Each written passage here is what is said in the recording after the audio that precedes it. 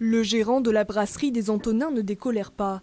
L'établissement historique prisé des aficionados est porte close depuis mars. Un choix stratégique pour réduire au maximum les dépenses, mais un crève-cœur pour Christophe Brunetti.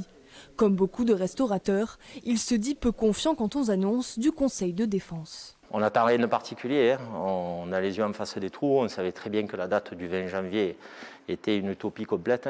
À cause de la pandémie, Christophe Brunetti a dû se séparer de 8 de ses 10 employés.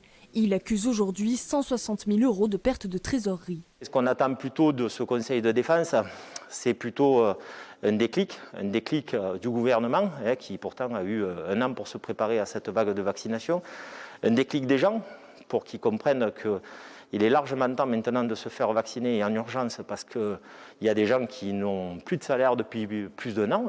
De son côté, le chef Raphaël a saisi la Cour européenne des droits de l'homme en décembre dernier.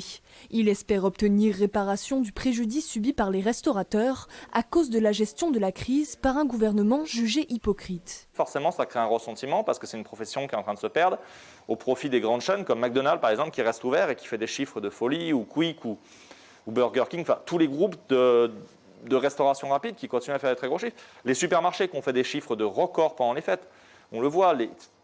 Et derrière, à quel moment on a mis une jauge? Le 31 décembre, il n'y avait pas de jauge, on a vu les magasins, il y avait la queue, tout le monde était dans sa voiture, tout était blindé.